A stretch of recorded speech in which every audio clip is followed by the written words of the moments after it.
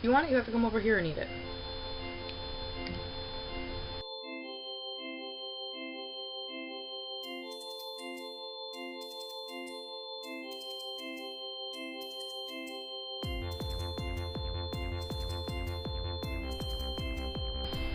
There we go.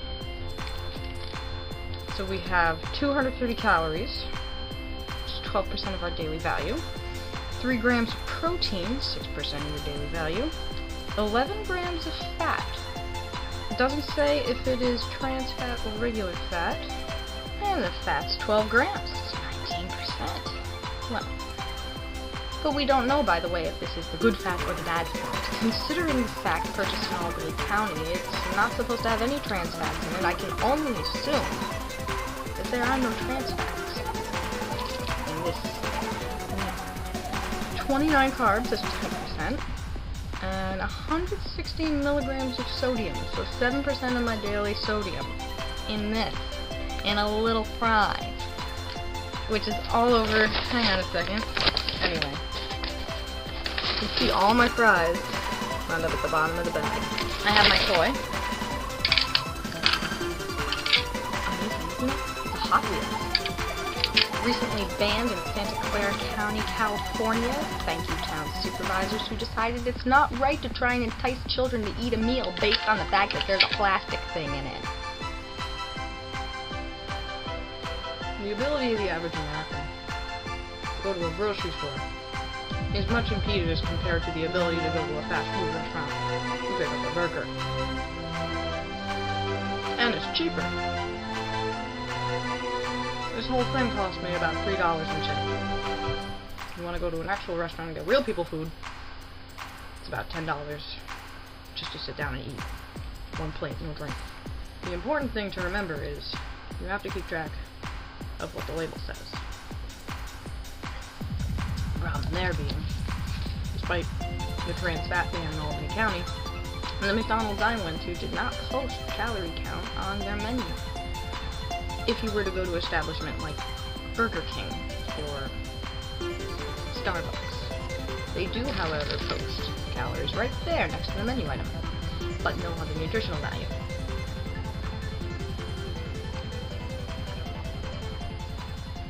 It makes you wonder what KFC is really selling. They don't have it anywhere in the store, but does posting the nutritional information actually affect the way people eat? Statistics say no. People don't actually care what they're putting in their mouths half the time. Sure, it's useful, and if you make them aware of it, they'll pay attention.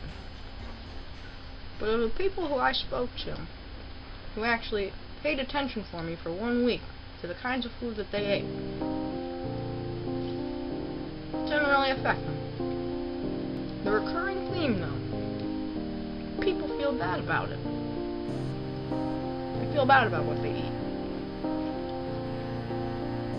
They don't want to eat it. But they do. And then they go and they sue the company. The interesting thing is that the average American isn't consuming more than usual.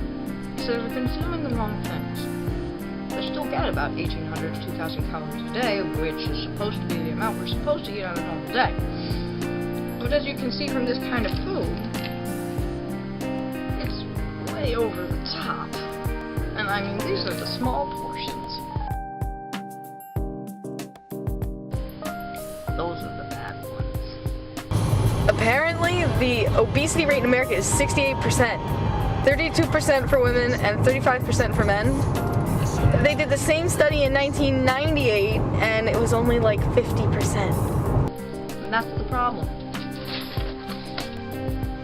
Some people find this food delicious. And what's to stop us? It's cheap, it's convenient, it's everywhere in our advertising, in our schools, in our businesses, in our magazines, and our television. What's to stop us? People know cigarettes are bad for them, but we still have that as the #1 cause of preventable death in the United States. Does anyone else see the trend? According to the National Heart, Lung, and Blood Institute, apparently obesity is not just tied to overeating. It's also tied to energy excess. Energy excess being sitting around too much, not exercising, or quote-unquote taking in more energy than you expend in the form of food. Now the problem with this is that Americans, according to MSNBC, ingest about 250 calories more per day than we did in the 1980s. This probably has to do with the fact that our gross income has also increased. The problem with this increase in food intake and excess is also that we spend about half of our lives sitting from the television. 2 hours a day is enough, according to the National Heart, Lung, and Blood Institute, to increase your risk of obesity. So is it all the fast food industry's fault? No, of course not. But with their high-fat, high-carb, sugar-laden menus, they're really not making anything better. And let's face it, Americans know better. We know that eating all this energy-dense food, sitting on our butts, worshipping the TV is not going to make us any skinnier.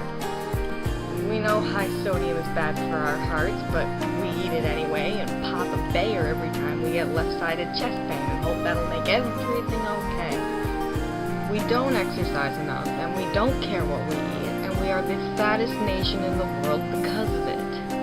And while we're facing facts, you've got to realize that the fast food industry is just that. They're an industry. They're not in it to make friends. They're in it to make money. They know that selling fresh salads and farm-raised beef is not going to make them as much money as selling the product they do right now. In the end, it's not so much about what's on the menu as how we choose to consume it. These American food companies don't have our best interests in mind, not when it comes between them and their fat bonus. It's an American assault on American people, on American fat people. It's Faticide.